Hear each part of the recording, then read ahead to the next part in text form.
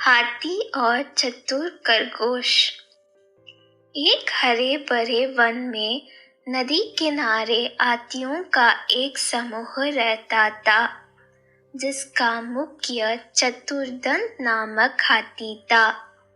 वर्षों से वह समूह उस वन में सुखमय जीवन व्यतीत कर रहा था, किंतु एक समय वन अकाल की चपेट में आ गया।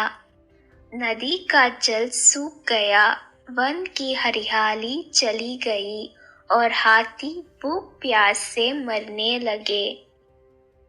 इस विपत्ति से निकलने की प्रेरणा लिए सभी हाथी अपने मुखिया चतुरदंत के पास गए और बोले, गजराज, इस अकाल की स्थिति में यदि हम और अधिक इस वन में रहें तो काल का ग्रास बन जाएंगे। यहाँ भूखे प्यासे रहना दुष्कर है। कृपा कर किसी अन्य स्थान की खोज करें जहाँ जल स्रोत और हरियाली हो। चतुरदंत विचार मगन हो गया। कुछ देर विचार करने के बाद वह बोला, यहाँ से कुछ दूरी पर एक तालाब है जो पूरे वर्ष जल से परिपूर्ण रहता है। हमें वहीं चलना चाहिए। कल प्रातः काल ही हम सब उस तालाब की ओर प्रस्थान करेंगे। अगले ही दिन सभी हाथी उस तालाब की ओर चल पड़े। 5 दिन और 5 रात की यात्रा पूर्ण कर वे वहां पहुंचे। जल से पूर्ण तालाब को देख वे बहुत प्रसन्न हुए और दिन भर वहां क्रीड़ा करते रहे। संध्या होने पर वे बाहर निकले और वन में चले गए। तालाब के किनारे खरगोशों की बस्ती थी, जिसमें उनके असंख्य बिल थे, किंतु हाथी इससे अनभिज्ञ थे। अंततः वे खरगोशों के बिलों को रौंदते हुए निकल गए। खरगोशों के बिल तहस नहस हो गए। कई खरगोश घायल हुए और कई मारे गए। हाथियों के जाने के बाद सभी खरगोश एकत्रित हुए और स्वयं पर आए इस संकट के विषय में चर्चा करने लगे। एक खरगोश बोला, हाथियों का समूह प्रतिदिन जल के लिए तालाब में आया करेगा। ऐसे में हमारा यहाँ रहना प्राणघातक होगा। वे हमारे बिल्लों के साथ हमें भी रौंद देंगे। हमें से कोई भी नहीं बचेगा। हमारा वंश समाप्त हो जाएगा। जीवन है तो सर्वस्व है। जीवन रक्षा के लिए जो संभव हो हमें करना चाहिए। परिस्थिति कहती है कि हमें जीवन रक्षा के लिए तत्काल इस स्थान को छोड़कर अन्य यात्रा प्रस्थान करना चाहिए। एक अन्य खरगोश बोला।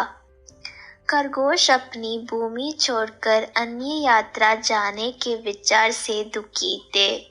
उनका दुख देख लंबकर्ण नामक खरगोश आगे आया और बोला, हम वर्षों से इस भूमि पर निवास कर रहे हैं।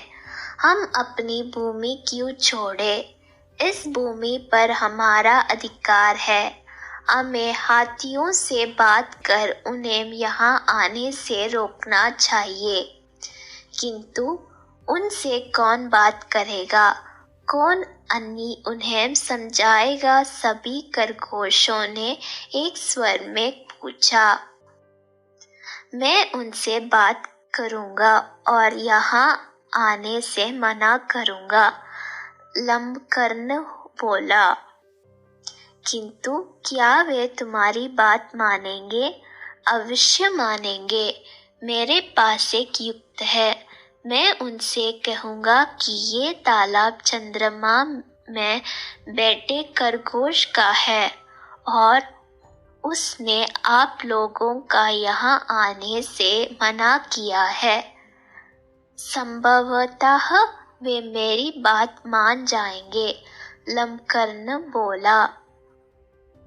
अगले दिन लंबकर्ण हाथियों के मुखिया से मिलने तालाब के मार्ग से स्थित एक ऊंचे टीले पर बैठ गया। जब हाथियों का समूह वहां से गुजरा तो वह हाथियों के मुखिया चतुर्दंत से बोला, गजराज, क्या आपका ज्ञात नहीं यह तालाब चांद में रहने वाले खरगोश का है? आपको बिना उसकी अनुमति के इस तालाब के जल का उपयोग नहीं करना चाहिए। चतुर्दंत ने पूछा, तुम कौन हो? मैं चांद में रहने वाली खरगोश का संदेशवाहक हूँ।